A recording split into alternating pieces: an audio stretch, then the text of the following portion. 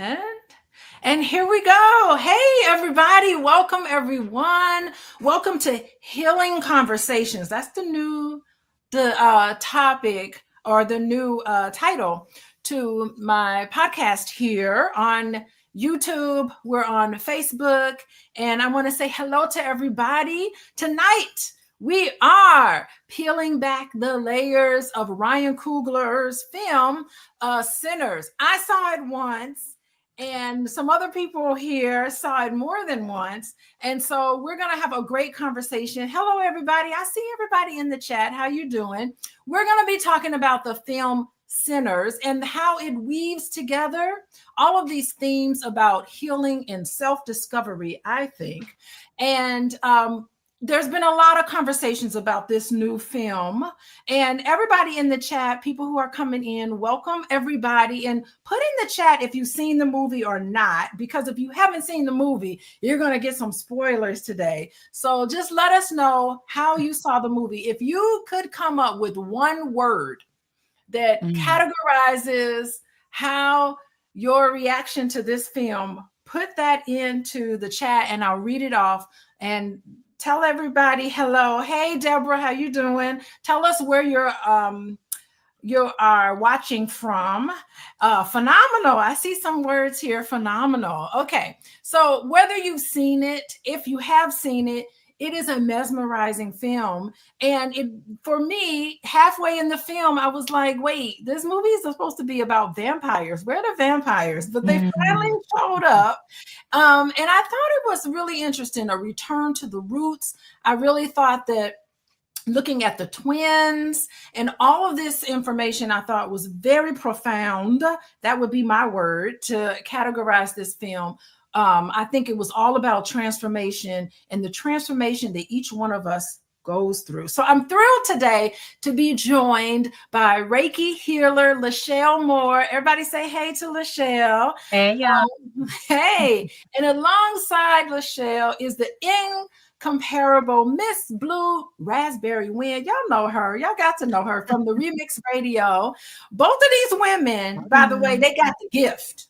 So we're going to be doing some channeling today, so this is a treat. This is a treat for me. We're doing some channeling because they got the gift, and we're actually going to talk about this spiritual development and emotional themes embedded in this cinematic piece. And then we're going to explore all of these things, how Sinners speaks directly to us as a collective, and as well as our own individual journeys. And I'm all about self-awareness. Y'all know who I am. I am Dr. Alicia. I am a therapist. I am a college professor. I am a wife. I am a mother. I am all of those things. And this is something that it's very meaningful to me to have these conversations where we're just not talking about films. We are talking about what it means for us and deeper level of filmology. So let's see in the chat before I welcome more into Miss Blue and Miss LaShelle. Words that categorize the film. What would you see? What would you say? Insightful. Okay, from the Bronx. Karen from the Bronx says it's insightful. Angie says it's enlightened, very enlightened. Deborah, you haven't seen the movie, but we won't spoil it too much for you, but definitely stick with us, Deborah. And let's see, anyone else? What word would you do? Good evening, good evening. Think of a word. What word would you categorize in terms of your reaction to this movie? Captivating and engaging. Okay. Yes. To the end. Yes. Even the ending was quite fascinating. So let me throw that question out to you, LaShelle. What word would you comes to you when you think about the movie Sinners? Ryan Coogler is a storyteller, so griot for sure. Griot, like the culmination, the extended lesson. I felt like I was in college. I felt like I was in class, I enjoyed it. And it's not like, it's not new information, but it's like, it's kind of one of those things where you think about I don't know if you ever remember watching Looney Tunes, and sometimes there would be a little chuckle that the adults would get and the children would understand it too. You know what I'm saying? So it's like everybody was entertained, everybody on all levels, regardless of how much you knew about your history, whether you were learning or whether you weren't. I felt like he's a griot. I feel like he's a true storyteller. So I love that. Yeah, I like what you're saying because I was listening to some interviews by Ryan Coogler, and that's kind of what he leaned on, this telling this particular story in this way. He was saying, someone was asking him about the storyline, and he said the story of Sinners came from his fascination with Rosemary's Baby. Ooh, I love that. He mentioned that the story of Rosemary's Baby was really about a couple having a child and interacting with their neighbors. Wow. And then throw in a little bit of the woo-woo in there. Wow. Yeah, that is. Wow.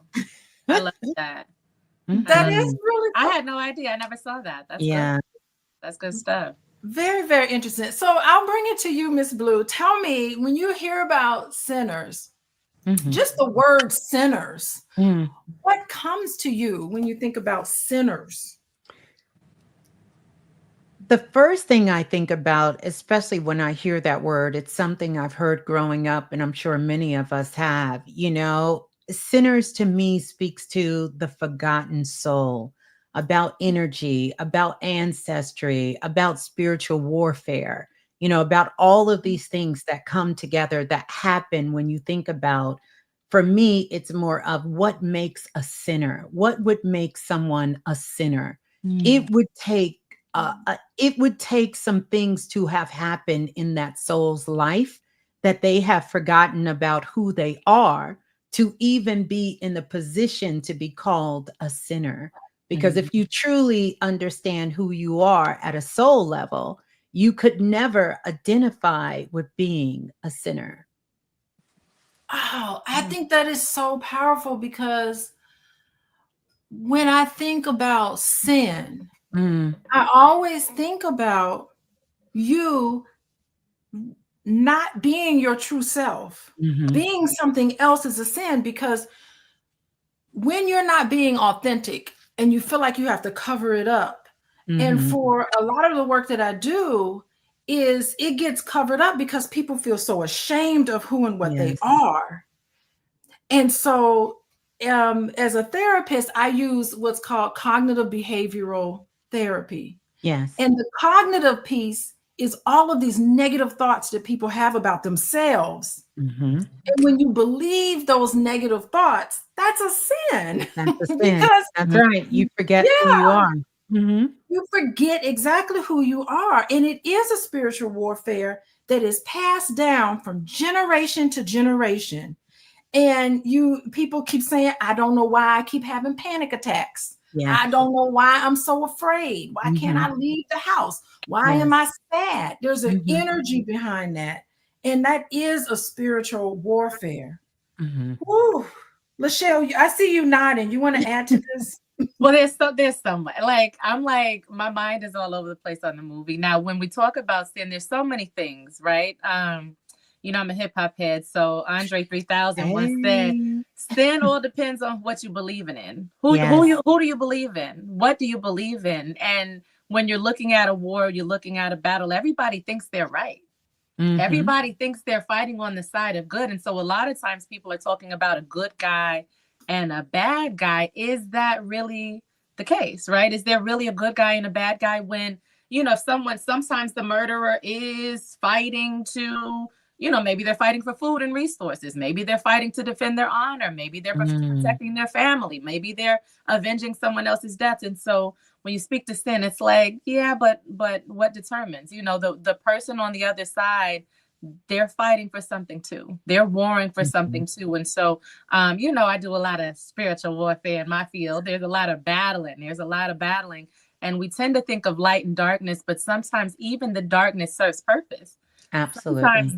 Sometimes what is somebody's trying to maintain what is, while somebody else is trying to destroy what is to get to the other side of the greatness. You know what I'm saying? So if you're fighting so long to hold on to the current, you know, that destruction is beneficial as well. And so there's a lot of, you know, tower moments are good too. They serve purpose. And so the light, the dark, those ugly things, they all have purpose, you know. And so when you think about the creepy crawly bugs that are the scavengers that destroy the dead things, you know, like everything serves purpose, even the darkness. And so when you think about sinners, like when you first mention it what comes to mind is, and I'm like, spoiler, whatever it is. But when they first walked onto the property, and the guy that was selling the property to them, he's playing a position like he's a good guy. Hey, you know, we're just doing business, and he's playing the part. And then he says, hey, you boys. And then the guys just kind of turn up. Ain't no boys here. You know what I'm saying? And it's that, and there's that shift that everybody's positive and everybody's good. And then there's that shift in energy of a disrespect. And then it's like there's some kind of history there. Remember, we talked triggers. Let's not go there. Calling me out. A boy? Ain't no boy. You know what I'm saying? So there's that thing where, you know, everybody got a little side to them. Everybody got a little darkness. And even the sweetest, kindest somebody, you may see another side of them sometimes too. You know what I'm saying? And is it bad? Is that a bad thing? Woo! Okay, so you're talking about duality. Okay, so before we go on and talk about this duality, I want to welcome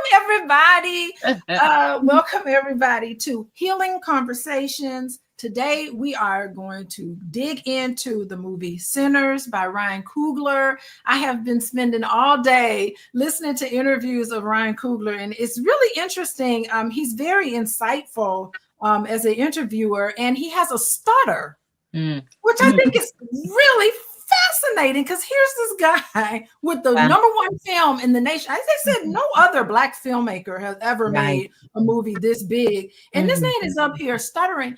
And what I love about a stutter is that I think people who have that sort of speech impediment are just great observers. They observed everything, because I'm thinking in my mind as a therapist, like, I wonder if he ever went through a period where he felt a little embarrassed by that, where he just wanted to be quiet and observe. Maybe that was a beautiful way for him to be reflective and to notice things, because a true filmmaker has to do that. But anyway, I was thinking about that.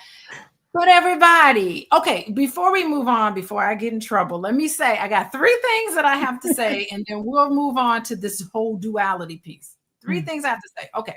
Number 1, y'all take out your phones, and I want everybody, let me see if I can find it. Everybody to text the word love, LOVE, to 87948, because that is when you get text messages about when I go live to talk about all of my healing conversations. You'll also get messages for my book club. I have a Healing Haven book club and all cool little information that I talk about. So text love, LOVE, to 87948. I got to say, follow me on Instagram, please. I am so close. Y'all don't know. I'm so close to 10,000 followers, like right there. But more than that, I do try to put out really great content so that you can understand what healthy relationships look like. That's the main purpose of it. And you'll find out what all is going on with everything that I'm interested in. So follow me on Instagram. And lastly, if you want to talk about some of your sins, judge-free, confidential, you can contact me and reach out to me at coachingwithdralicia.com. I got to get that out of the way before we dig into this duality. Y'all, this movie is about twins who go from Mississippi to Chicago. They were in Chicago for 7 years. When I heard that, I was like, oh, 7 chakras. Immediately in my mind, I'm thinking, that's a chakra story, right? And then I kept thinking, oh, so they go to Chicago and then they come back down to Mississippi. And I don't know if y'all know, I love to run. I'm a long distance runner. Just about every Saturday morning, y'all don't know where I run. I run along this canal along the Mississippi River called the I&M, the Illinois-Michigan Canal, but it goes right into the Mississippi River. It goes right, it cuts right through the United States of America. Wow. And I go running along that, and I always think, God, look at that. That can take me all the way down to the Gulf. So Wow. when I saw the whole idea about, here are these twins, and I'm looking at Miss Blue because this is reminding me of listening to her show. Y'all don't know. Y'all got to tune into the remix. But looking at her show, like when you're 7 years up chakras, and then your twins that come all the way down to and you have learned some things. And you come back down. I thought, this is a movie about our own spiritual development. I love that. Yes. I didn't even think of that. I love that. Immediately. Yeah. Especially with the two brothers, Smoke and Stack, you think about it. And, you just mentioned that part about the 7 years. But what I found to be interesting is they were on two paths of trauma.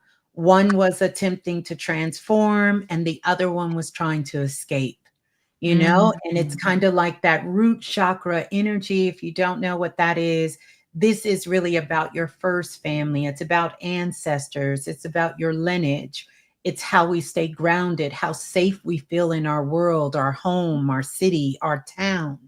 And so all of that is where a lot of that is. And then, of course, speaking of, it's like twin flames. The root chakra and the crown chakra, they work together and hand in hand. It's about, what is your connection with your overall world? What is your connection with God, the universe, the Most High?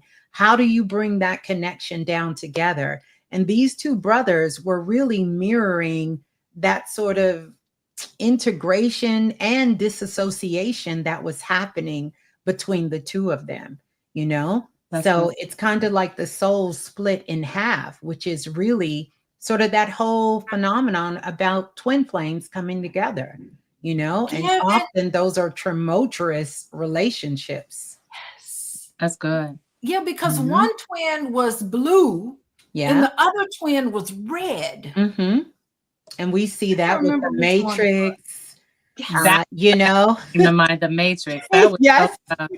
That was so tough. Yeah. And to see that rooted like that, when you think about the sin, some of that guttural, there was a lot of sexuality in the movie too. You know what I'm saying? And that's very carnal, very the low, not necessarily low vibrational, but those lower chakras. Yes. You know what I'm saying? And so I think every single thing in the movie served purpose, because you think about a creator like Ryan Coogler, like a Kendrick Lamar.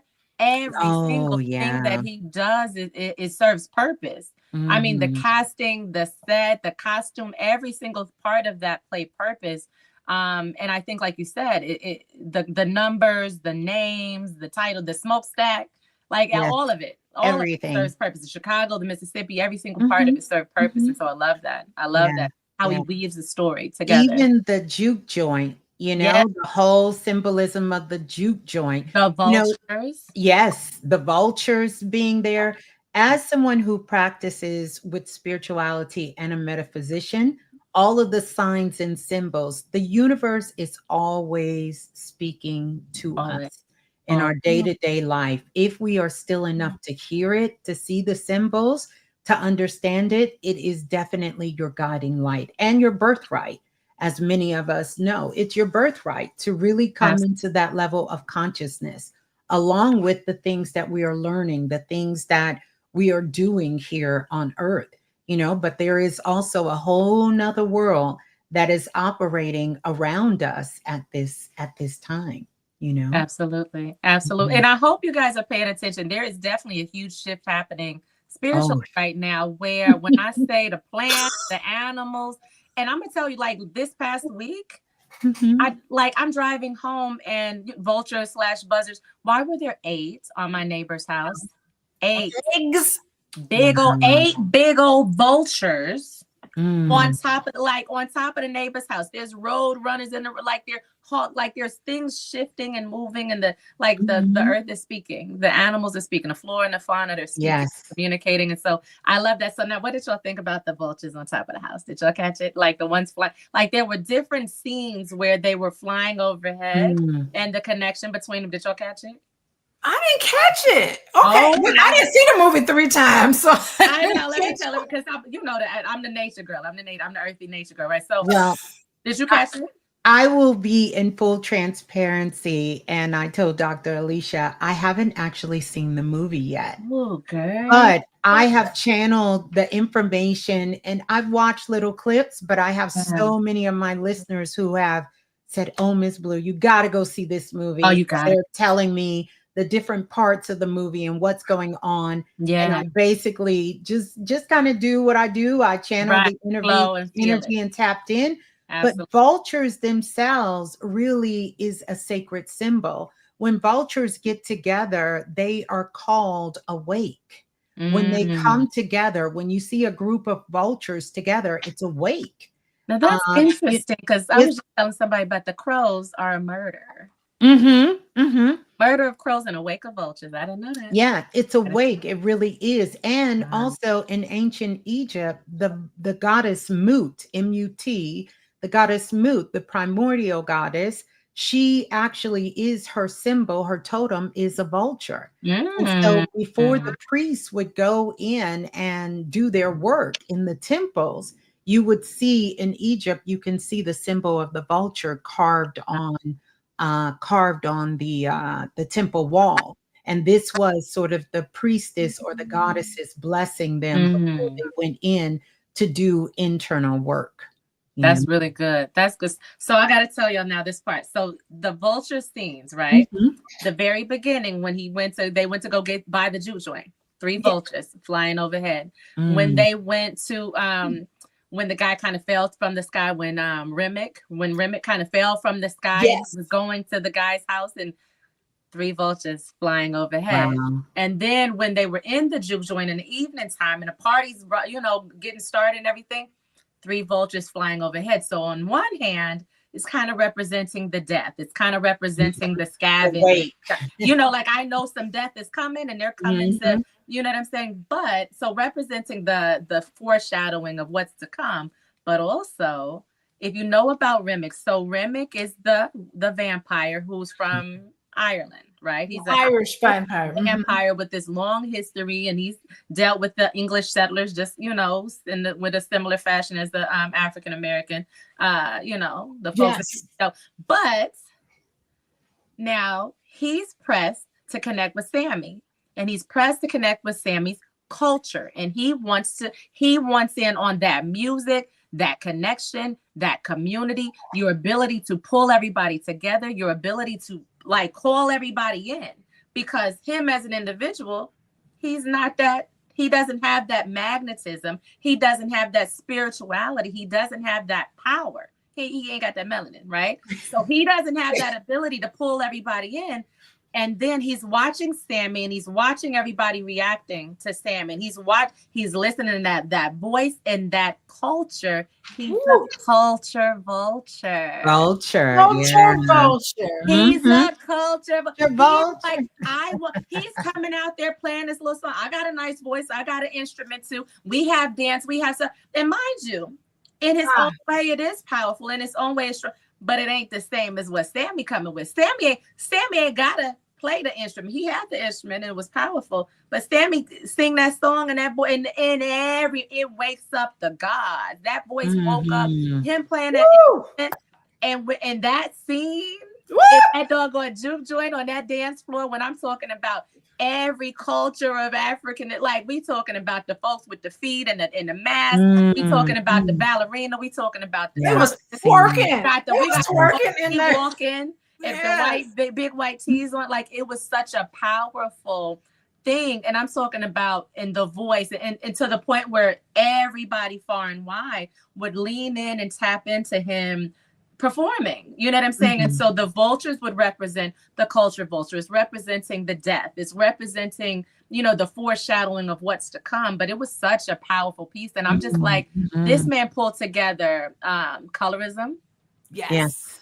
Baby, when Annie came in there with a thick bosom and she was coming in, and not only was she wasn't a mammy. You know what I'm saying? She came in sexual, she came in like intelligent. She came in with the spirituality, and she threw them stones. She threw what she had and was reading, you know what I'm saying, and doing divination as well. Like there was all these things, and everybody looked to her for the answers. There was so much depth to it, because what I loved is I went to a HBCU, and there was so much, I took my spirituality courses, but when you go in and they're talking about the Haint is a ghost. Yes. And people in the South would paint their house Haint blue to make sure that the ghost didn't come. Yeah. Man, they was doing so much. Wow. The humor, man. Again 3 times. I'm gonna be quiet because I love them. No, that was powerful. That was so powerful. I wanted to add with the vultures too. I seen someone ask the question, when vultures are gathered together and they're on the ground, that is considered called the wise counsel of death. Oh. So if you see a group of vultures together on the ground, that is the wise counsel of death. And it doesn't always symbolize physical death. It can be some sort of spiritual death or emotional death. Sometimes clients will say, I came outside and she was like, it was a whole bunch of vultures in my neighbor's yard, and they were looking at me. And I said, I want you to think about what inside of you, what habit, what behavior, what are you going through? What needs to die? What do you need to release? Because they're giving you the wise counsel, through that symbolism. Absolutely. That is so powerful. And the new can't come. The new can't come without the death. The rebirth can't come without the death. The death. I mean, in the Bible, they talk about dying into yourself every day. That's every day, dying every day. The old version of yourself is dying, so you look more like your creator. And so that's the alchemy. Like I always talk about triggers and how much I love a trigger, because it shows me what needs to die. It shows me what has not been purified yet. So it alchemizes, it rises all that dark, nasty stuff. Burn it, kill it, let it die. Don't hold on to the ugly. You know what I'm saying? It's like, go through the closet. Go to the refrigerator. Go get all that. Go through the closet, clean it out. Get all that old stuff. Go in the attic, go in the basement, get all the old stuff out, let it die.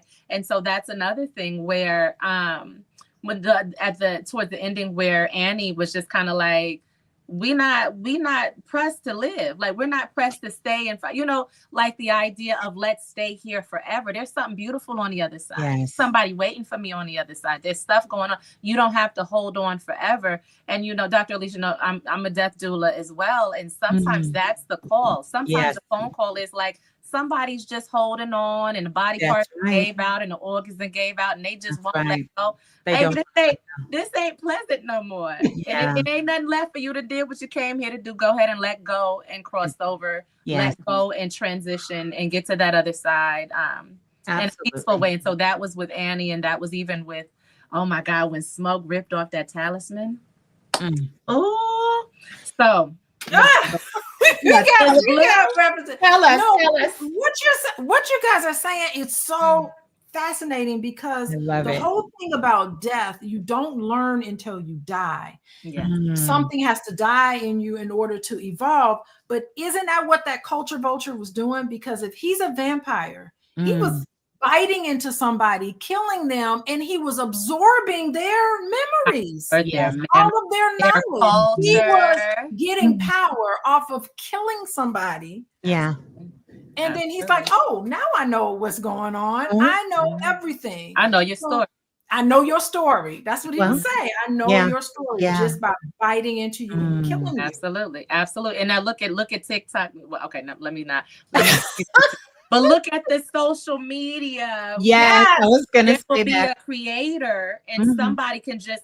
It's so interesting, and I just have to say this: looking at Black women, African Americans specifically, looking at Black women and looking at every single race of people on the planet that are imitating, whether it's comedy, whether it's dance, whether it's music, what singing, the style. It's like, I don't care if they patting their head and wearing bonnets.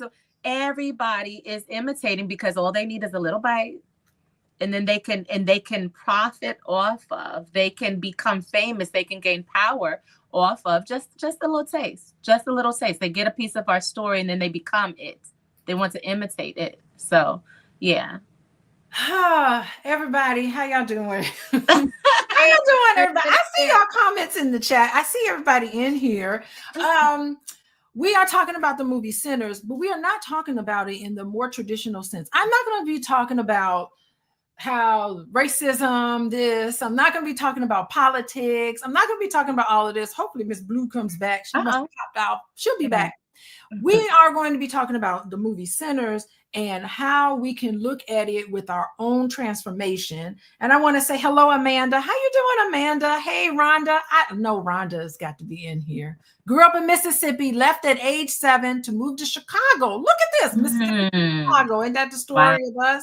Grandmother would travel to Indiana for hoodoo and voodoo healing practices for my traumatized aunt. Yes, Rhonda. Wow. Thank you for sharing that, Rhonda. I think that is quite fascinating. So it is part of our culture and it is part of who and what we are. So I want to talk about, well, hopefully Miss Blue come back on, but I do want to talk about, we've talked about death, but I want to switch gears here and talk a little bit about birth. Yes. So 2 things I want to talk about that I thought was really interesting. Annie and Smoke. So in case y'all don't know, you get to see Michael B. Jordan. He's a twin. So you get to see some really interesting scenes with Michael B. Jordan and 2 women. But Michael B. Jordan, one of them, Smoke and Annie. Yes. So he comes back from Chicago. This is a spoiler. And he's going to Annie, and you see a grave on the front lawn. And it is the grave of the baby that Annie must have had by Smoke, I guess, who has passed on. So this is very interesting. I thought that was an interesting symbolic thing about here's this baby that has died. And for me, a baby is almost like the thoughts in your head, the desires that you have. How has your goals in your life died? What did you want for yourself? I mean, if you think about it, if it's the Kundalini energy in you that's flowing through you, it helps you to develop who and what you are in terms of your thoughts and your ideas. Yes. I think a baby dying is about your hopes and dreams. Absolutely. Dying. Absolutely. And paying homage to that. I also think it's interesting because we got Cornbread and Cornbread's wife was pregnant. Yeah. And Cornbread's wife was like, you better get that money. Go on and get that money. Right. You got a baby. We in sharecropping Jim Crow South. That money. I love the part. We just trying to be kind to one another. But get that money because we have to cultivate something. It's about developing. And I really thought about in yourself, sometimes you got to do what you need to do in order for you to accomplish your goals. Right. And there was so many little segues, right? Because what I thought was powerful is they've been going for 7 years. So that means that baby, that's 7 years since that baby passed. You know what I'm saying? Yes. Or close to it, right? So thinking about that's fresh milk on the ground. There was milk there. You know what I'm saying? Milk gonna spoil in a couple of days. Sitting outside, there was milk. There was a statue of some sort, some kind of, symbol of some sort. And it's like kind of looking at the things that were left to the ground. So it's like paying homage to the one who's passed away. When she's kind of like, what did you come here for? And kind of pushed him to admit it. Yeah. To admit it. Like, you miss me. You were thinking about this baby like you.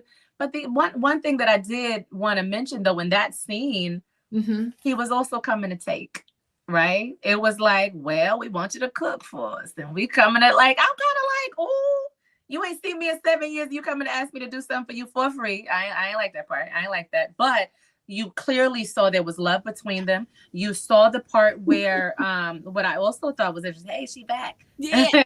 I also thought was very interesting was how he's saying, I've moved through this world. I'm like at war and all these things. I moved all through this world, and all that people care about is power and money. And that's what makes the world go round is power and money. Who said that? Was it Cornbread?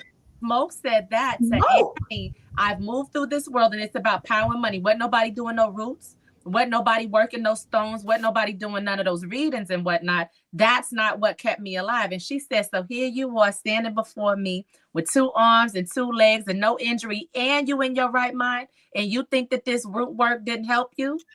Because he had the thing around his neck. He still had that talisman around his neck. She had that juju on him. And so what I thought was interesting is she stopped, she prayed, and he's just kind of blowing it off like it's not important. Baby, you've been wearing that thing for 7 years.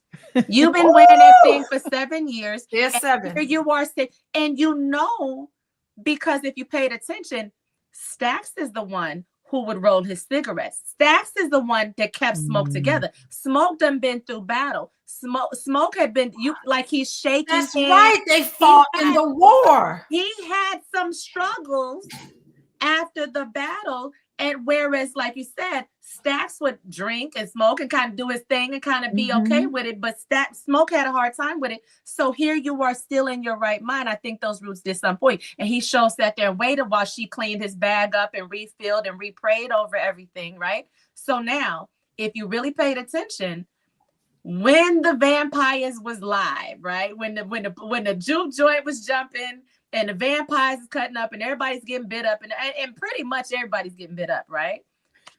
When Smoke and his brother are fighting, you have the duality of the light and the brothers dark. fight, Miss Blue. They fight each other. In the dark and they're fighting.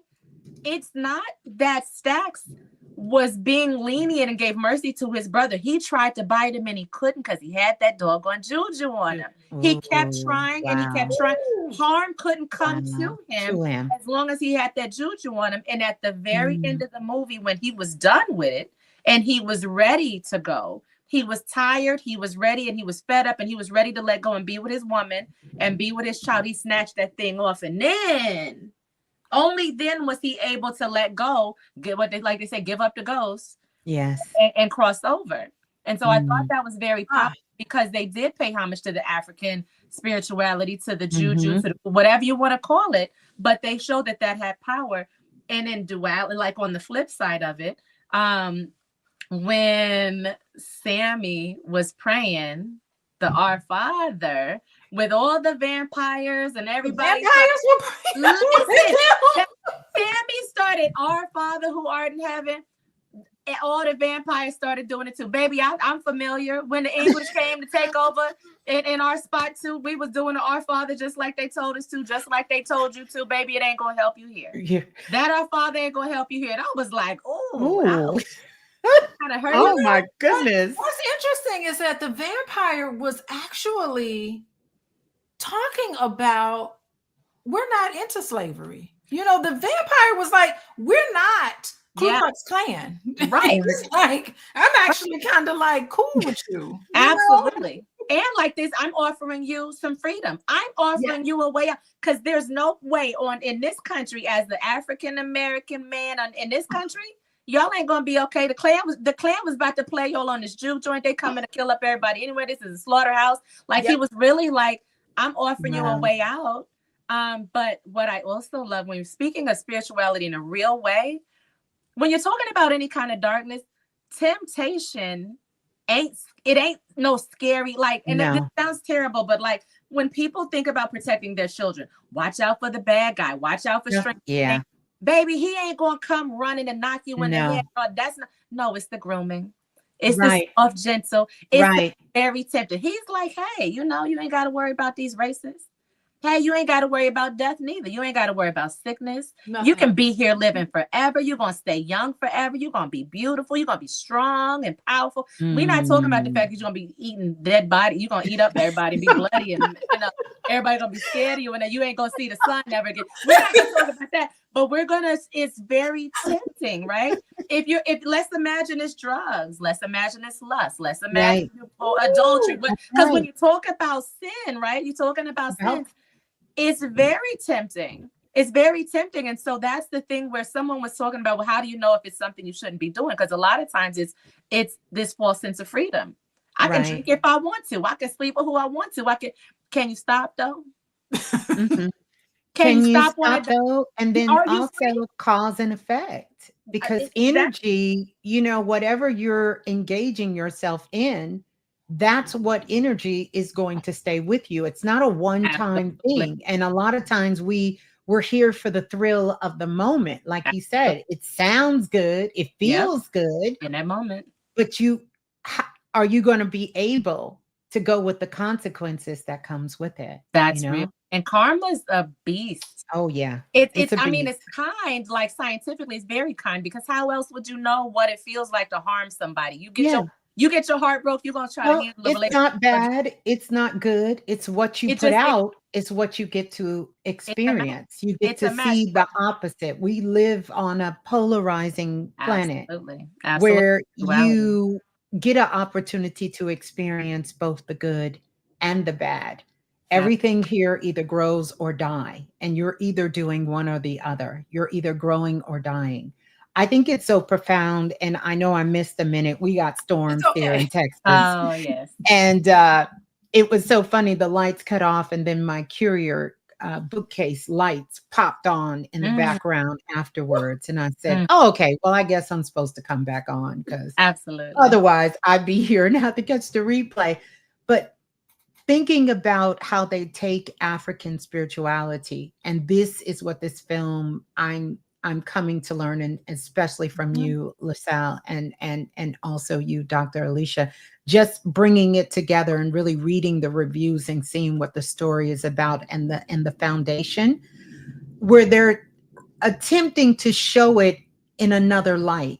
Because in our world, in the Western world, anything that really comes out of the African diaspora has been coated with a coat of being dark, of being evil, of being something to be in resistance of, when in its essence, it wasn't created on those foundations. And so this movie is kind of taking a little bit from here, the vampires, a little bit from the African spirituality, the American experience through slavery and through our ancestors. And what we also see, a culture that has been fed upon. So you can really look at the vampires as who has led the culture here in the Western world when it came through slavery and African Americans and those from the African diaspora, and without getting the credit, without getting the recognition.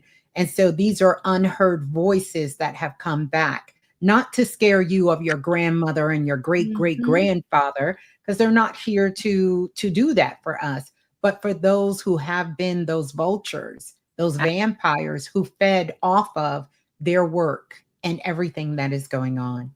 Absolutely. Absolutely. And that's so good. No, I think Rhonda, because Rhonda's my friend here. She makes a really good point. She talks about the Yoruba culture, Nigerian practices were woven into the movie that were also a part of Mississippi culture too. Now, I listened to Ryan Coogler's interview, and he actually went to Africa.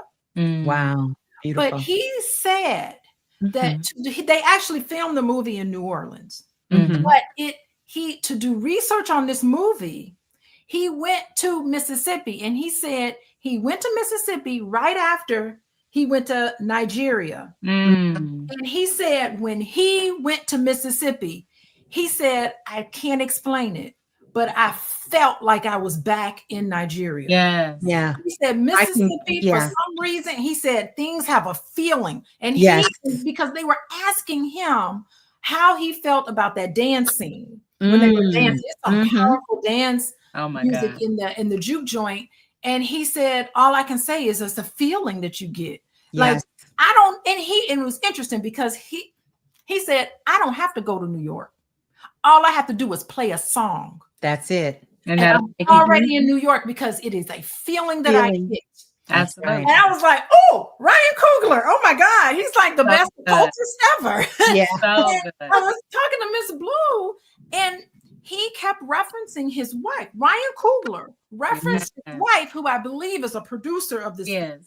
And he said that is who he got his spiritual direction from. His Absolutely. wife, who introduced him to there was the lady Annie. She's based off of a real person. I think her name is Dr. Yvonne Sharon. I think that's her name.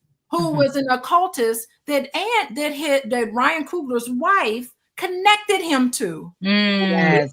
for this film. So this stuff is deeply Yeah. rooted. Oh yeah. And You can feel it. The people, even if you don't know anything about it, I have people from all walks of life in grocery stores. People are talking about it just out and about because they can feel the energy in it. We are all waking up. You know, those of us who may have been on this path or not, they realize that there is more than what meets the eye. There's more than what meets the eye. There's so many different worlds going on within this dimension that we're here based on this frequency. And so powerful. you know, I didn't even think about this. This is an all Black film Yeah. that has a mass appeal. That ain't supposed to happen. Right. Like, what happened? But they if said it was- anybody can do it, Ryan Coogler can, because look at the Black Panther and Yes. Creed. Yes. He knows how to take these Black ideas. I mean, that was a purely African-centered kind of movie and have a mass appeal. Yes. Absolutely. They said that his numbers, I mean, hit close to Avatar. And I don't know if they crossed over, but there's nothing that hit worldwide proportions since Avatar. And I'm like, and again, all Black cast, all Black culture, we're not talking about slavery. We're not talking about being victimized. Like, you know what I'm saying? It's these subtle little things, because we're talking about music with, like they said they make you want to be Black. Like, white folks is in the theater and they want to be Black in the midst of the Jim Crow South. Yeah. Think about how powerful you have to be, in the sense of, like, we were not in a state of power then, like economically, you know what I'm saying? So far as like the power structure and government and all that, but people still were like, I want what you have. That's a powerful role to be able to play that position. It is. I think that was really powerful. But one thing I did also want to mention, like the Gullah culture. When I was in school, I studied the Gullah culture, where like African spirituality was woven into the culture in such a way. And the thing is the difference that what happened in South Carolina, you know, some of those deltas, it was so harsh. Like the living conditions, the climate was so harsh. It's hot, it's sweltering, it's mosquitoes, it's swampy. And so a lot of the plantation owners, they didn't want to be there. So there's indigo and there's sugar cane and there's all these things, and they did not want to be there. And so people were pretty much left alone. And so that's how you notice the complexions were dark and rich, and they weren't so mixed like they were in all the other parts of the country, because the whites are there and they're enjoying themselves and they're in the big house and everything else. No, I'm going to drop them off and I'm going to come back and I'm going to pick up my stuff here and there. And so the color stays deep, the music stays similar. And so the culture is very close to what it was in Africa. And so I thought that was very powerful. And so a lot of the traditions, even the Gullah, the language or the dialect. Yes, the dialect. My mother's family is from there. Yeah. Very similar, very similar. And so a lot of times people would say, well, they speak in broken English, they're speaking Ebonics. No, even the subject, verb, placement in a sentence, all of that stuff is running together, but it is, it's African. It's all truly African. It so really is. Beautiful. Yeah. Powerful and rich. I think it's a fresh take. I remember my daughter telling me when she was in college that she was like, Mom, it was her first year in college. She was like, Mom, if I have to do another report on 12 years a slave, I'm going to scream. I'm going to scream. And literally her class walked out. They didn't want to do it because they had already done it in high school. And it kind of was giving that same, I grew up in the era with Roots. Yeah. And that was Mhm. that was that introduction to that whole, the slavery and that Yeah. part of the history that they wanted to sort of program and embed. Yes, Absolutely. a lot of knowledge there, but it Low. wasn't the truth of the Yeah. story. Yeah. And so I think for me, just from what I know about the movie and Sinners, it's a fresh take, and it's more of a Mhm. metaphysical take. It's not Absolutely. a literal take. You Hmm. understand? It's not so literal that it causes trauma and pain. And we've Right. had so many movies in our history that are Black films, Yep. right? That have re-traumatized the Absolutely. culture and the society. And That's so good. Tyler Perry. mhm. Right. Yes, There's so Tyler many Perry. movies. There's so many I movies said that it. they like, I right. said it. Absolutely. There's so many things that victimize us. There's so many things that I would never Yes. watch again. So many things that I would not allow my children to see. But Mhm. here, this movie, for me, I'm talking about 3 times in 2 weeks type of like, I'm like, and I have people that seen it 5, 6, 7 times. And it was such a powerful piece. But one of the things that I thought was really powerful, like, and there was some truth and there was some history, right? And all Right. these things interwoven. So Delta Slim's character, right? Yes. And he's drinking, he's always That's drinking, right? right. But again, numbing this pain. So he's Yes. riding in the car, they're riding in the car, and as they're riding, they come across some folks on the chain gang, the prisoners Mm. working on chain gang. Right. And there were the Jim Crow laws against then the black codes and all these things. Yes. And that's the thing that a lot of people don't know. After slavery, all I'm giving you is the clothes on your back, and I'm not giving you nothing else. You just That's free. You right. can go You're out. just out there. You're You just just out out there there. there. But people thought that we would fail, not understanding the Mm. level of resilience and determination. And I'm talking about Clock folks it. started governments. Folks started like I'm from Oklahoma. I'm from Black Wall Street. I'm talking about all Okay, Black towns yes. So all yes. Okay. over the place. So they got all Black towns. They're starting their own governments and they're winning and they're thriving. And so then they came in and said, "Uh-oh, we can't have this. So Right. let's put some things in place." So just vagrancy. You're just standing still and not working. I'm gonna throw you in jail for that. And Yes. so he's talking about a whole crew of people that he's friends with, that he knows. Mm. He sees his friends on the side of the road in this chain gang, and they're working enslaved, right? Because Yes. jail is the only place where you can actually enslave a person again and take Mhm. away their freedom and make them work for nothing. And so he's just telling, hey, keep your chin up, keep your head up. And so he starts to tell the story about how their freedom was robbed from them, how a guy was lynched, and he's just kind of telling this story. And it was a very brief part of the movie, but I'm telling you, it stuck with me because in the midst of it, he starts talking and it's as though he's going to have a breakdown. Like he literally wants to Wow. break down, and he starts hitting on his thigh and he catches the rhythm and he starts humming, and then Sammy starts playing that guitar, and that's blues right there. Yeah. Yes. Yeah. Right Yeah. there. Yes. And so Wow. music is our culture, It and I really think is. that it's very powerful. And that's interesting. So keep your head up. That's all these. We're looking at the stories. We're telling our stories, and we're finding a way. But it's kind of a thing where, like, we're seeing this thing play out with Diddy and all this stuff in the record Ooh. industry and all that other stuff. If you can own your stuff and not let these people play you for crazy, because it's like what they putting on the radio.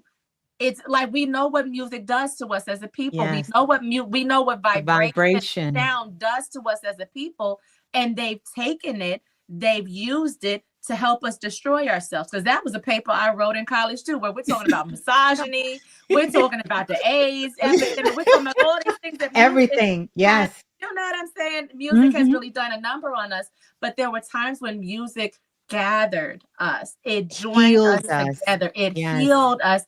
It And freed us. it Yes. freed us. And I thought it was interesting. Speaking of freedom, I don't know if you guys were aware of Saul Williams, and he was the preacher. He was the father, Sammy's father. And Saul Williams was a huge poet in the 90s. I'm talking about slam poetry. He was a deaf poet, Oh, wow. and he was so good and he was so powerful, but he played the role of preacher.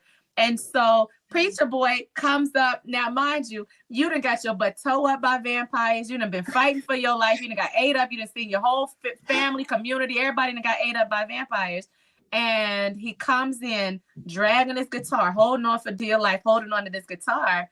And his dad's first thing is like, put that thing down, put that thing down. And it's just kind of like this obsession with like this sinful, it's the sin and it's the lust and it's that naughty stuff. Like, you better be in church and you better find God and you better find your religion, which, you know, it played its role. But on top of that, let go of your purpose. Let go of your purpose. Let go of your gift. Let go of your talent, right? Yes. And so that's the thing. You better be playing for the Lord. If you're not playing for the Lord, it must be wrong. And I think that that's the thing too, where sometimes the church will kind of beat stuff over your head. Woo, everybody kind of gets caught up in the gift and the purpose. The gift is to help you align with your purpose, right? So he may be just playing the guitar, he may be singing, but is it gathering the community? Is it connecting people to the past? Is it connecting people to the future? The gift itself is a piece of the purpose. It's only a not piece all of of it, right? Yeah, right. absolutely. So I just thought it was really powerful. I thought it was really beautiful. Wow. Again. Oh my God, I'm taking notes as you sitting here talking. I'm yes, like, oh, it is good. What's going on? Y'all, let me I gotta go back. Okay. Did y'all know it's this trend on TikTok where gingers are now claiming to be Black? I thought that was interesting. I think you know that. Have you seen it, LaShelle?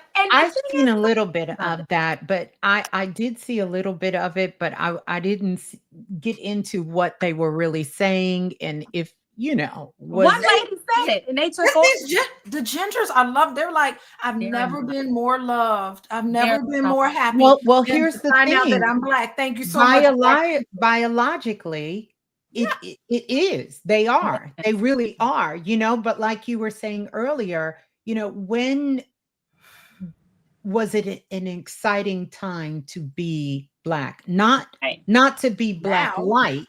Right, but to be Black in real life. And you know, and what does it mean? So, because we're quick to give away some stuff.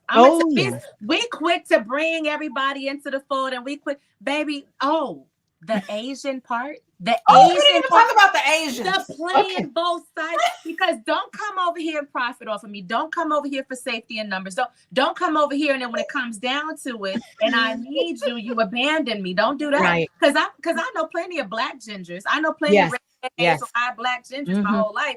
But the thing is like, don't dog me out when it's time. Because I thought that was a powerful thing. But you know what? Let's not forget. It was the Asian lady that let the vampires in the juju. Girl, I could have. She was the one that invited them in, because she was like, you know what? I'm not about to sacrifice my daughter. But I'm gonna tell you, he didn't miss. He didn't miss, because think about the alignment. One, so there was a part where, you know, Asians could kind of play both sides. The Asians were here to build the railroads. They were here to build the railroads. So they brought them over, and they you know, they did what they did with them, but they were able to sell to Blacks, and they were also able to sell to whites. So on the white side of the road, they were selling to them, and then on the Black side of the road, they were selling to the Blacks.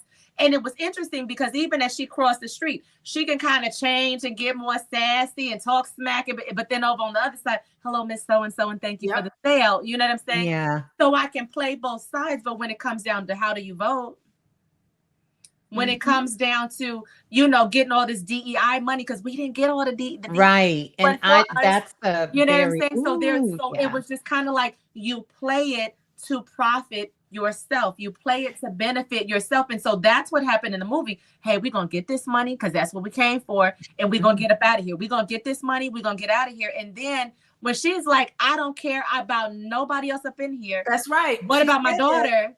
Bump all of y'all. Bump all of y'all. And how many people died? How many people died? Because she let them in. And you know, the crazy vampire can't come in unless they're invited in. Yeah.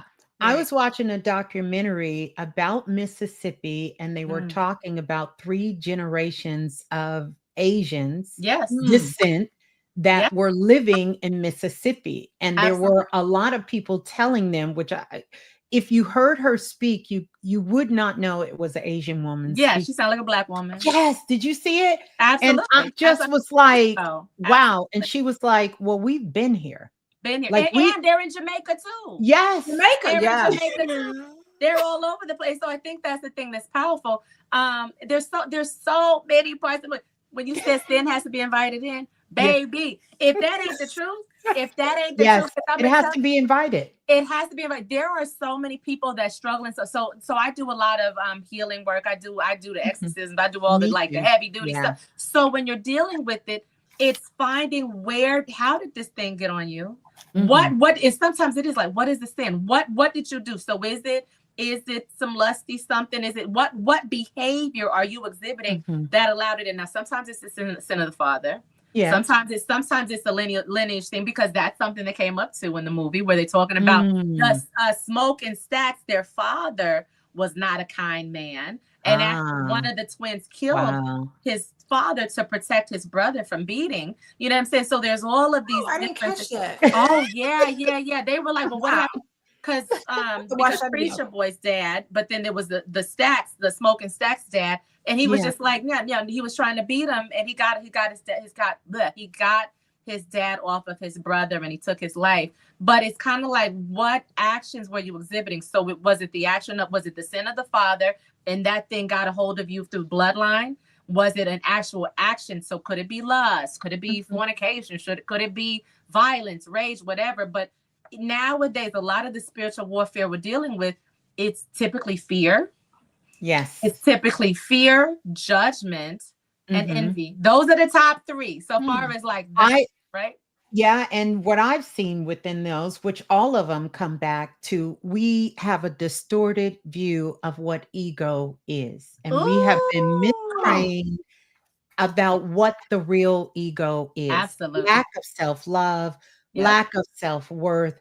All of these things, these are the greatest curses on our people to this day. And that's primarily what I see. And a lot of times when people think, because we know it can be real, right? That someone has put a curse on their family, or someone has put a curse on them. Not that it's not real, but most of it has started at the self level with the lack of understanding who you are. Because when you know who you are, number one, no one can put anything on you, whether even through your bloodline, you know? Absolutely. And I will say something, it's a little provocative, but forgive me for a moment. If y'all will give me this moment, I can take it. I'm a big girl. That is, I know we put too much stock in blood and in DNA. And to our detriment. Let's go.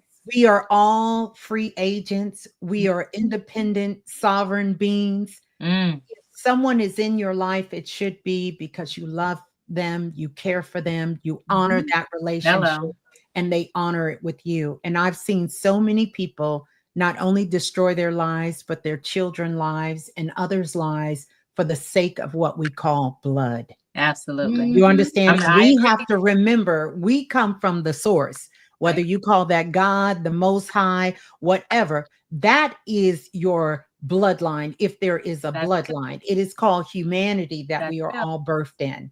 And sometimes you're born into a family and you are there for a reason. But it is not to be that sacrificial lamb when you know that it is some dysfunction that rides deep within the bloodline, and you have found yourself in a different position to choose something different for yourself. And a lot of times we don't do that. But that self-love, number one, self-worth, number two, that is your best protection that you can have, because it will help you connect yourself back to your true identity of who you are, you know? I love that. I am sitting here kind of laughing because just yesterday I did a whole entire podcast on the ego and how it gets in the way of healthy relationships. Wow.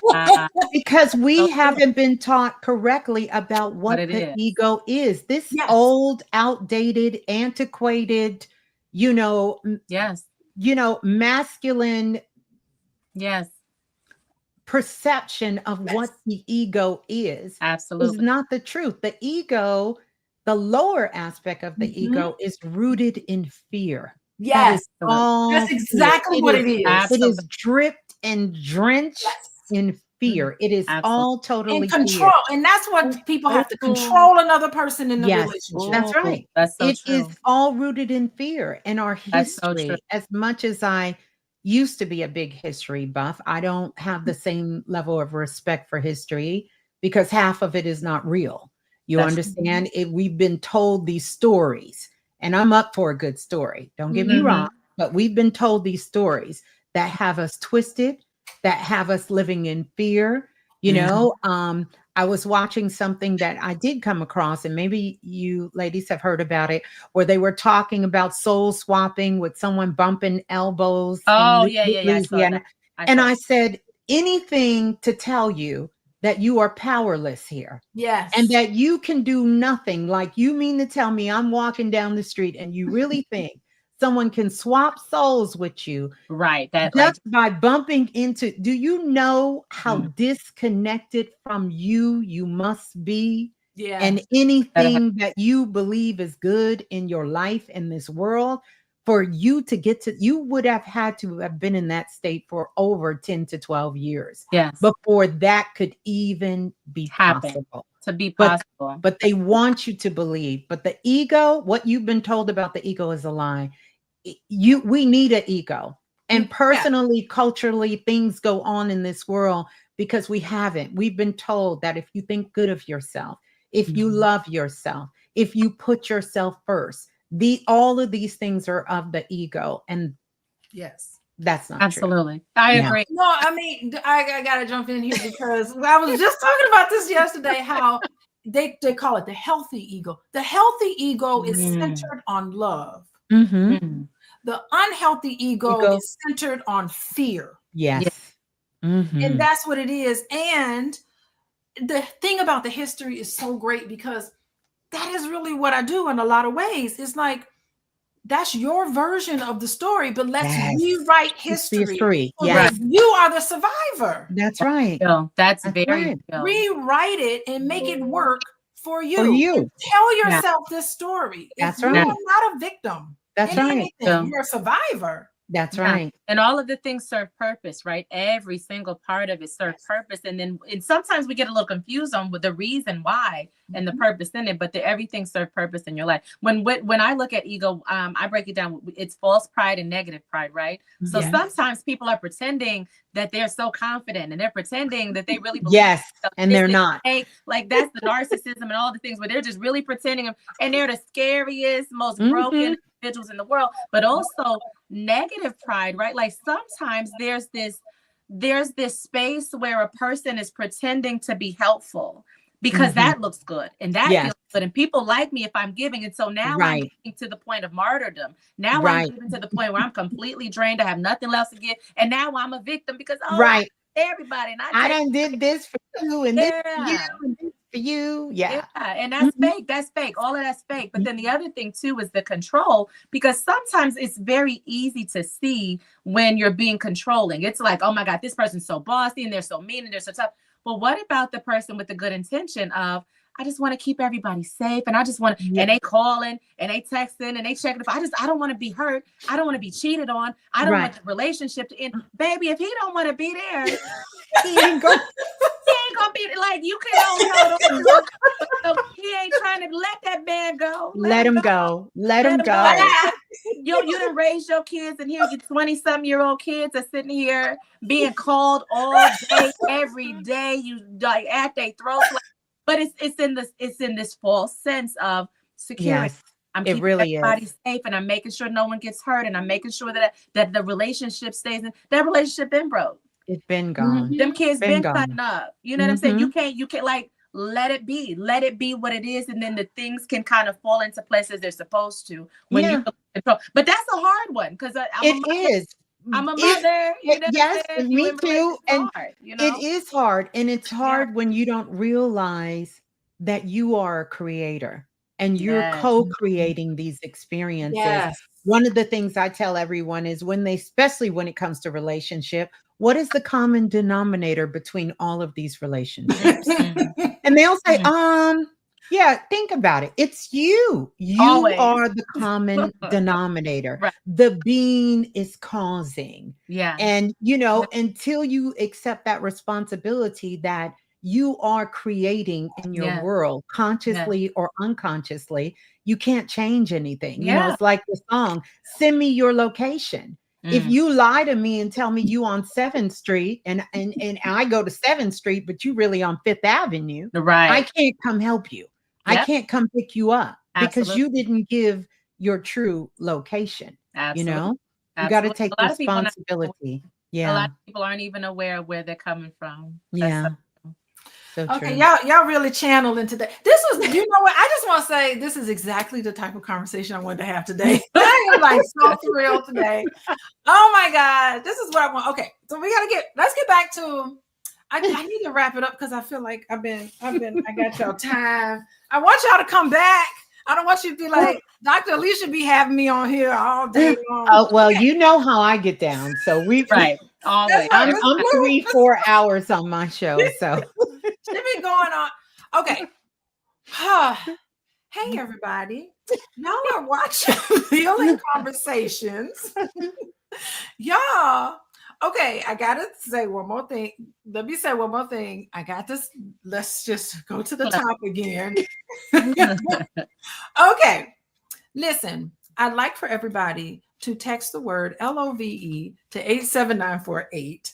Get on the mailing list because you're gonna end up missing conversations like this. So make sure you get on the mailing list. We got to keep it going. Okay, and follow me on Instagram, Coaching with Dr. Alicia.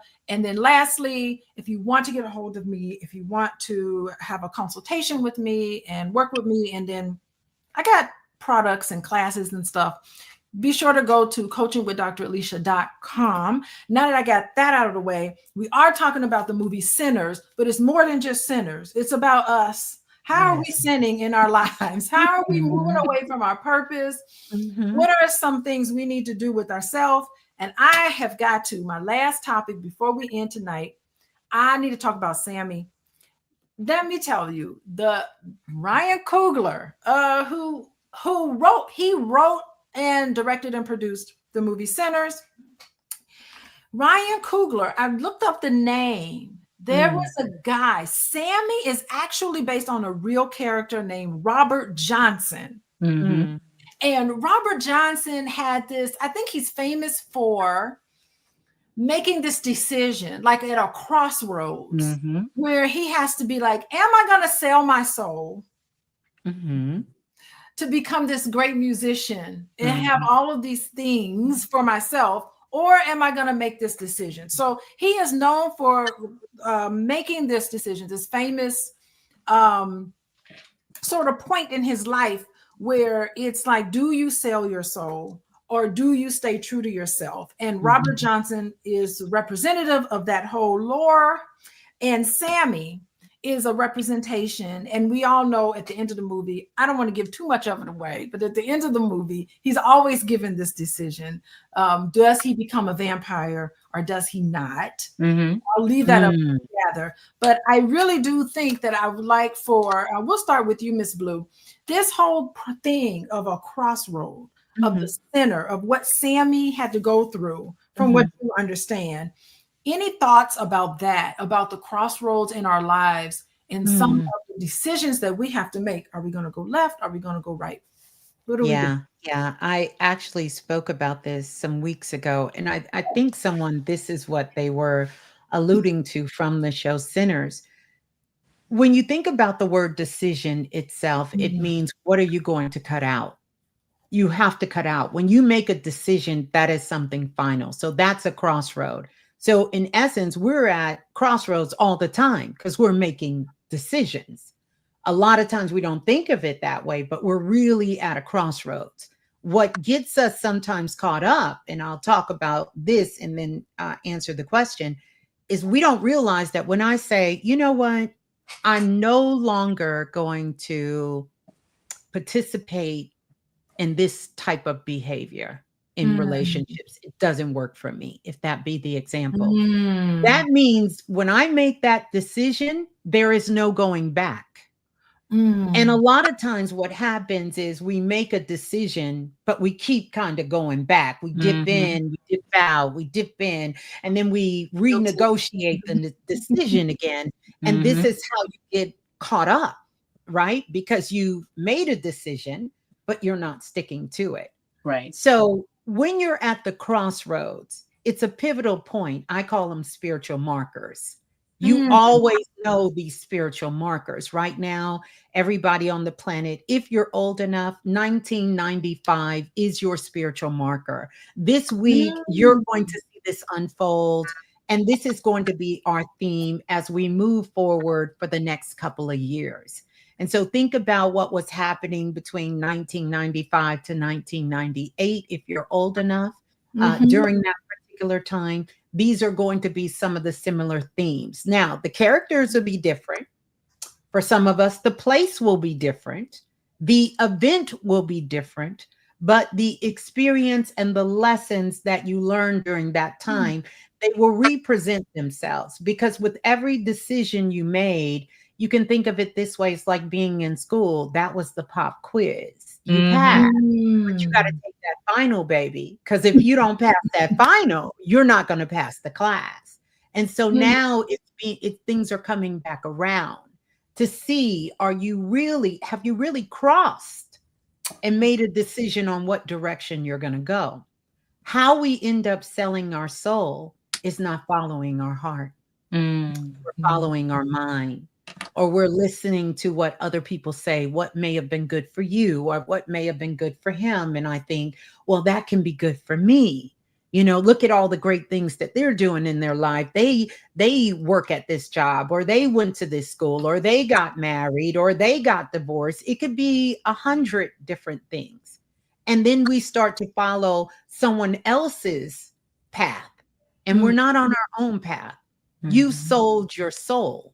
You understand? Because now you're miserable and you can't tie it back to your own heart, because you know in the beginning it was within you that said, no, I know this way doesn't look easy, but you don't want to do that.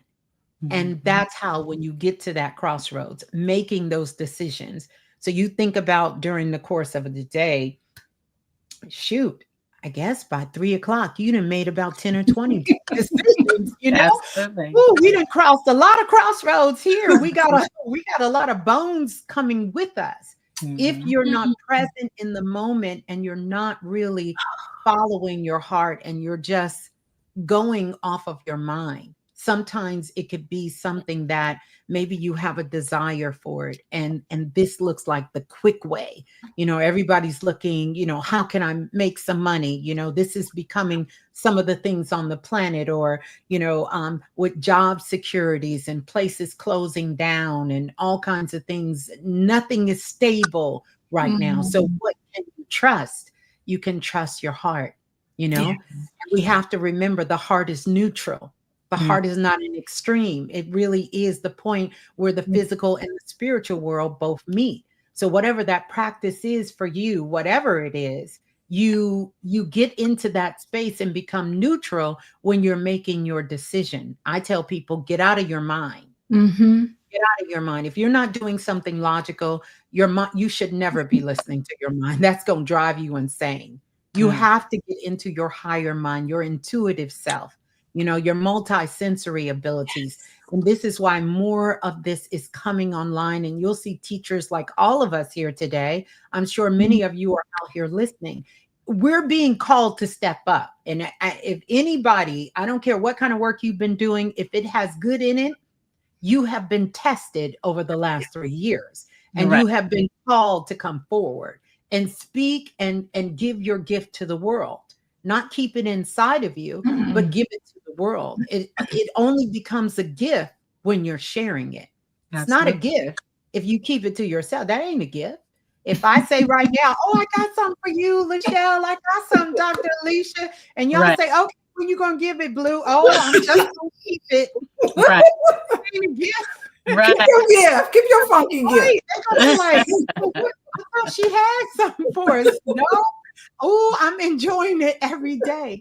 So we don't think about that because we're so in fear. We're so worried about what other people are saying, or what other people are going to think about us, or it's not going to be right. You know, these are some of the things I teach because I dealt with it for so much of my life. Oh, I don't want to say the wrong thing. Oh, I don't want to do the wrong thing. Or I don't want to push the wrong button. Or that may be too much for them. Or that may not be enough for them. And all of these things really tie in to the crossroads. We're always at the crossroads. Unfortunately, some people don't make it past the crossroads and they feel like their back is up against the wall. And that's the danger, because when you don't make a decision, it doesn't just happen. No decision is a decision. You understand? It's still a decision. Still a And decision. sometimes we don't get that. Oh, I'm just not going to do nothing. It is what it is. No, it's not. It is what you allow it to be. This is so, I tell you, I just did a talk in Detroit, Michigan. And the very first half of the talk, I went around talking about, at the end of the day, you need to scan your day and think about, where in my life should I have said no? And I said but didn't say no. Right. Yeah. Right. Where in my life should I said yes? Yes. Yeah. I know I should have said yes, but did not say yes. I mean, scan it, because those are the hallmarks of somebody who's been through trauma and didn't get a chance to heal it. Yeah, that's real. Absolutely. You are saying no to things. That's true. Where you need to say yes to, and you can't say no. Yes. To requests, to people, to all of these things. When you know you needed to say a no. A no was inside of you and it never came out. You ended up agreeing to do something that you didn't want to do. And that's the hallmark of trauma. Yeah. That's them crossroads. That's that bone thug in harmony. Yes. You at the crossroads. Yes. You're at the crossroads. Bone thugs in harmony had it, right? Okay, go ahead, LaShelle. Crossroads and Sammy. I got notes for that. There's so many things about the crossroads right there. I know the story of the selling is so like it connects me to the current reality of the music industry, right? Where there's a decision made and everybody talks about, there's all these conspiracy theories and all these people talk about anybody who has made it has sacrificed something big. Yes. They're making a decision. You can be a great singer. That don't mean you're going to be on the radio, on the TV, and winning all the awards. Something was sacrificed. A lot of times they say there's a death in the family. There's somebody close to you. You didn't have to do some humiliation ritual. Something major happened. So that's one thing. But the other thing is, it makes me think of this trickster energy. There's this trickster energy where you are already powerful. You are already bright and capable. But I'm gonna say, like on Doggone, there's a number that there's a Bible where it's like the devil tempted Jesus, saying, "Hey, all of this stuff can be yours if you just follow me, baby. It's already mine." Right? Mufasa and Scar talking to Simba. All of this stuff it's already your birthright. And so you can be cheated out of your birthright. There in Genesis 27, so Jacob and Esau. Jacob was a brother. Esau was a powerful brother. He cheated him out of his birthright. Yes. I'm trying to trick. It's a answer to a question. It's a quick decision made, but you can literally write off and change the path and the trajectory of your entire life. But at the same time, like you said, Dr. Alicia, you can't just sit and ride the fence either. You can't just sit and ride the fence. And so sometimes I just have to choose. And if I choose the best suited way for me, all the wind beneath your wings and all the fast forward flow. And then sometimes you just knocking your head against the wall and they're showing you, and there's blockages and there's difficulty coming in if you take this certain pathway. So there's clues. But a lot of times that trickster energy is that dangling of the carrot. You're sitting in the crossroads and it seems so easy. Like they say, the road less traveled is typically the one that you want to take, because everybody took the easy road. That's right. You know what I'm saying? They being common out here. They took the easy road. One of the things that's funny, my son is he's doing his art thing right now. He's out here living his best life as an artist, and he's a 6'4" African American young man. And everybody said basketball, that's the route. That's the route you take because you're tall and you black, and that's what black kids do. And I'm like, we're not monolithic. You're not going to take the road that everybody. You're an artist. You're a writer. You're a creator. Right. You can do it all. That's not the common pathway, but that's the right pathway for you. And so sometimes making the decision that's not the easy one, making the decision that's not the common one, and choosing a different offering, choosing something different. And so that external influence is usually not the one. It's the inner guidance. Yes. It's the internal, sitting still, pausing, meditating, getting in nature, getting still and getting one with yourself, because that little voice within is the one that'll tell you which way to go. That's the one. That's what people call me for, is that guidance. Like, hey, girl, listen, I'm about to choose a job. I'm about to choose a place. This. Yeah, that's it. Make a left, make a right. Like, that's what I'm coming to get a little guidance on. But there's always, we got helpers. We got the internal helpers. Yes. But the big thing is, I'm not taking guidance from the pretend friend who's always scrunching up, and the one who can't keep no man is trying to give you right. Advice. The one who's always broke trying to tell you about your job. Yes. And like we're listening to folks who really should not be the ones that we lean to. When it's at a crossroad. We find ourselves in these pivotal moments in our lives, and then we go against our inner judgment. We go against our inner guide, and that inner guide is a godly thing. It's not to be toyed with. Like, it's not at all powerful thing. It's a very important thing. It's an influence that can lead you in the right direction. And a lot of times I'll hear people say, well, I knew it and I heard it, because a lot of folks call me and it's just a confirmation. Girl, you've been new. They talking to you too. They in your ear too. You know what I'm saying? But not falling for that trickster energy, not falling for that low-hanging fruit. But at the same time, not sitting still either. No. Not sitting still, because some of us let life pass us by from the fear. From the fear. And so releasing fear, because faith and fear cannot be in the same place at the same time. It cannot. It's the opposite, right? So I trust my guides. I trust myself. I trust my wisdom. I trust my creator, and continue moving forward. Keep moving forward. So so no, don't sell your soul, y'all. It ain't right. Don't do it. Don't do it. Don't do it. I know. God, and y'all gotta listen to the interviews of Ryan Coogler, because I was just blown away. He mentioned the fact that he had sacrificed so much himself just to become a film writer. Wow. And he said that he spent so much time away from home that there was, when he was in the middle of doing, maybe it was the Black Panther, or maybe it was Creed. It was Creed. Oh, wow. He said that he was very close to an uncle.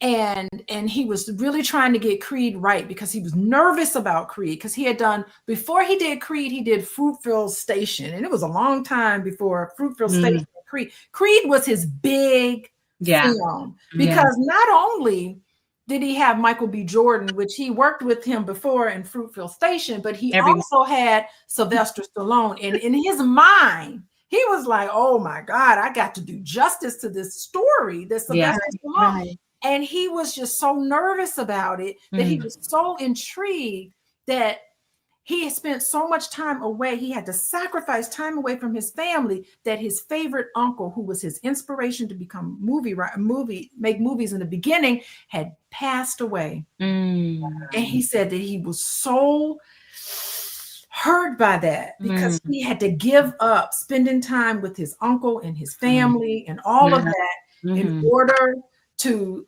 make that sacrifice to make Creed what it was. And that's when he mentioned that that's why in this current movie, he made sure that there was a crossroad, because he was paying homage to the sacrifices that all of us have to make.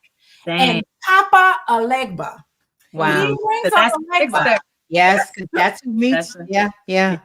Powerful. And that's the crossroad. And that is the person that embodies that wisdom and guidance and clarity that a lot of people need when they when they're at the crossroads. It's a symbology of the decision to transition to something else. And that was his whole thing. And I was like, okay, Ryan Coogler, you're going down in my book. Yes. You know better than this in terms of a film. And I'm just going to watch the film. Y'all, it is like almost 10 o'clock at night Central Time. I gotta let y'all go. Okay. I'm gonna watch it again, but I'm gonna watch it on IMAX. Oh, you got to see it on IMAX. I got to see it on IMAX. I got to do it. I just saw it at the regular, theater. It's an movie experience. theater. I'm like, I need to go and really do it justice. I am going to watch it again. When it comes on TV, I don't even know. I'm gonna be watching it all the time. I'm like, I can't even. But I also love the conversation starter. I love the think pieces. I've never seen a movie. People were like, did they do a spell on us? Did they put crack in it? Like, what did they do? Because people are literally they're like, really talking about it. Yeah, I couldn't. Like, there were other new movies coming out, and I'm like, I can't see myself watching something else. It stays with you, right? It stayed with you. And the thing is that people were like, oh, he needs to make a part 2. He needs to focus on the Native American vampires and all. I love the Native American because it was so real. What was that about? Into assist. Y'all don't want my help? Bye. Like, bye. I'm not about to waste my time with y'all. I'm not about to waste my time. Nope. I love Native Americans already been tricked. And you're not going to trick me. Because that was my thing. When the late, I forgot the Asian lady's name. I want to say Grace or something. Like when the Asian lady wanted to walk out, y'all should have let her walk out. Y'all should have let her walk out. You want to go be with your husband and die? Go for it. Goodbye, man. Go find your daughter, lady. Go find your daughter and your husband. Y'all both gonna be ate up. Go for it, and y'all will be fine. But we're so giving and we're so forgiving. Oh, LaShelle, even to our detriment. Yeah. Oh yeah. People were dropping off. I mean, that fight scene was like, woo. It was really good. Think it really has with the conversation piece because everyone is really talking about this movie and in a way that I personally feel and love that movies should be talked about. Absolutely. In a more metaphoric way. And how can you apply this to your life? Because that's what it is. When you start to think about these movies and the symbols and what's happening, it really speaks to the landscape of what's happening. Back in ancient times, the poets would tell the story of what was going on with the people. We know artists and musicians and rappers were always telling the landscape. But, Ryan Coogler has really told the landscape and really bringing it to current day. This isn't a movie of the past. This is something that is happening right now as we speak, and there are vampires out here that are asking to be invited into your world. And so, take heed to these things that are going on, that are happening around, because there are people who are just saying, just let me come in. Not just, just come and hang out. You are inviting these things into your life. Learn who you are, understand who you are about yourself. And really start to live in your purpose, and a big part of that is for you to figure out in your life what brings you joy, what lights you up, what gives you purpose. You'll know if you sit still enough, you're going to know what you want to do. Most of us, we all have a calling for being of some sort of service, but we cannot forget that we must service ourselves first, because if we have not taken care of ourselves, then really you become the vampire who's just out looking for your next victim. I think about what you were saying, LaShelle, about how sometimes that person is helping and they're thinking their whole purpose is to help, but they don't realize, you really the vampire out here. Right. You trying to get your own high off. You really don't care about helping. You understand? You care about what you're missing inside of you. That reminds me of Mary. We didn't even talk about Mary. Brief. We didn't talk about Mary. Girl, it's something about Mary. Let me okay. Mary was one of my favorite characters. Mary played a position, but what was very interesting is this false sense of love and connection and everything else. But to be honest, it was very selfish because for her, she's been passing for white, but she would love to stay in the Black community, but she's not safe. You're like, regardless of whatever we do, and if we're up here partying and the cops show up, it's a white girl in here, we're all in trouble. Right. Like, you're in trouble too, but you're putting everybody in danger. And at the end of the day, she's the first vampire that came in the door. The very first vampire. And she was already invited in. She was already welcome. She was already invited. She's the one that came through the door. and she put everybody in harm's way. She did. And the thing about it is, there's the colorism and there's all the other things going on. But she was put there for the money. She was there for the She money. had the gold coins. Oh yes, the coins. Yes. Okay, I do remember. If you think about the greed, if you think about the lust, she came with all of that. Yeah. Think about if you think about that, because if they would have been like, I'm cool to wooden nickels, they were taking those wooden nickels from the plantation, right? So they were taking the wooden nickels from the plantation. She's like, no. I'm white, they're white. We can get some. I'm seeking more money. I'm being greedy and I'm seeking more. We could have been patient. We could have been okay. Nope, I got it. I can take care of it. And they trusted her in a way that they shouldn't. They gave her a level of power. But the thing is she kind of pushed it. She kind of pushed it with this cocky, I got it. I don't need you telling me what to do.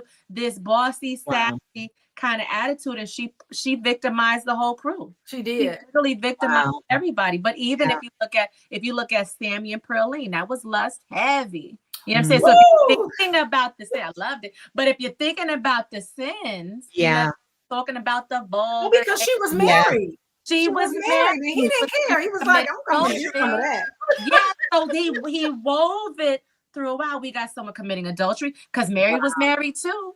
Committing adultery. They didn't care about being married. Oh, wow. They didn't care about it. And so now Ryan Coogler is putting in the thing about the sense of like not honoring the marriage vow, regardless. There's a lot of sinning happening. Oh, a lot of sinning. Yeah, there's a sinning. Dude, Delta Slim, all the drinking, you know what I'm saying? All this stuff, like all of these different layers, the greed and the all of that stuff is getting woven in to how could they have stayed safe? How could they have stayed safe?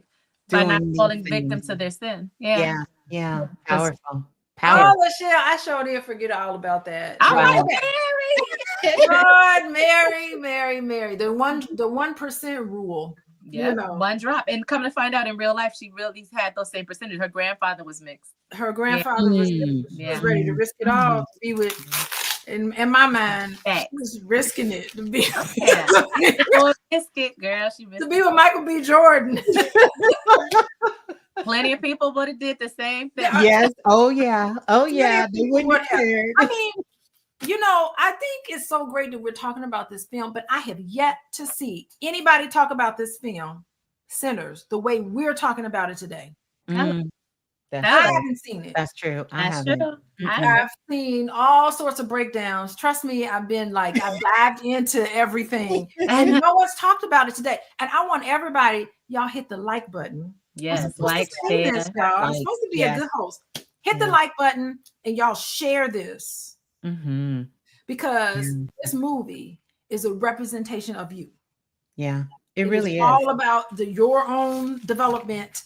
And you just got to go back and listen to the rest of this and share this with everybody else. Yes, somebody who's seen the movie. And I'm going to be like this lady right here. I see you in the chat talking about she's going to watch it for the 6th time. Who is this? Wow. I don't even know her name. Who is this? IB Dashid. I don't know. Anyway, hey, she's so cute with the little glasses on. She looks so cute. She's gonna watch it the 6th time. I don't know about 6 times, but I am gonna take a look at it. I am going to watch it. I've seen little clips of it. Everyone has talked to me about it, and I definitely love you ladies' take on it as well. And just from what I have picked up from the movie, because we need it. We need this. We really need it. Yeah, it's good. It's good. We do. And how about you, Miss Blue? Tell everybody how people can get a hold of y'all. Y'all need to get a reading from Miss Blue, by the way. That's all I got. Do you still do readings? I do. However, my list is about 3 years long. My list is 3 years long. Oh my God. I finally got it down to a year after about 15 years. So I do more teaching, more classes, and more products and more group coaching so that I can have it. But you get can on her list, everybody. Yeah. Follow me at the Soulful Oracle. On YouTube. You can follow me at the Soulful Oracle on YouTube. On Instagram, it's the remix_radio.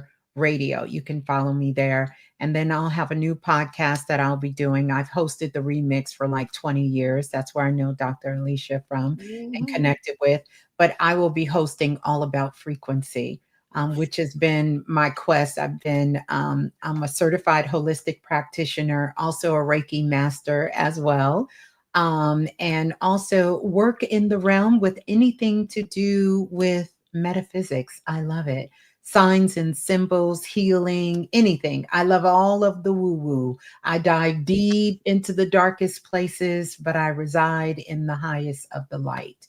And so I'm here. Love is the only thing real here. That is my claim to fame. And I love to connect. So, yeah, so reach out. Excellent. Okay, LaShelle. Hey y'all. So yes, so I do the readings and the healings and the things. I ain't got no year now. That's doing your thing. No, that's beautiful. You can book me at LaShelleDiane.com. You can find my ascension classes where we have a couple of groups of folks that are meeting a couple of times a month, and we're just growing and developing on your healing journey. So LaShelleDiane.com. You can also find me on Instagram, LaShelleDiane_. You can find me everywhere as Blissful Therapy. Blissful Therapy is my holistic health and wellness company. I have a vast natural skincare line. So if you want to clear your skin up, if you want to grow your hair out, all those things. So I have a natural skincare line that's at blissful-therapy.com. But I'm Blissful Therapy on YouTube, on Instagram, and on Facebook as well. Beautiful. Excellent. And I've gotten a reading from Miss Blue. Y'all get on that list. And I got all of LaShelle's. I got all LaShelle's skin products. Wait a minute. I did a reading when did I do a reading for you? It was like years ago. I think it was probably like 2020. I think it was 2011. Really? Wow. How long ago was that? It seemed like it was just yesterday. Yeah, I know. That's amazing. 2012. It was 2012. 2012? Damn. Listen. That's crazy. 2012. I remember it like I remember exactly where I was. I still have my notes and everything. You told her all her business. You must have told her all of her business. All the business, y'all. Get on the list. That's beautiful. Come on there and have it come up. I love Get your products, get your mask and all your hair products and skin products. Yeah.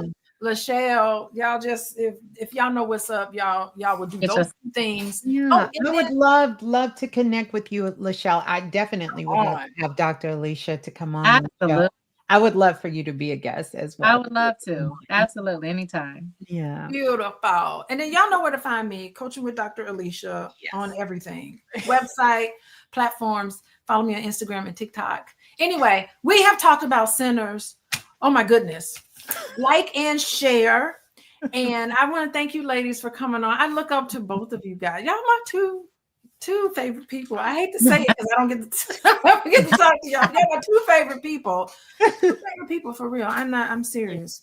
Two favorite people. I just want to thank you all for coming. This was all that I had hoped for and then some. So I'm so excited. It's the top of the hour. I gotta let y'all go. Okay. Goodbye, everybody. Bye, y'all. Bye. Bye.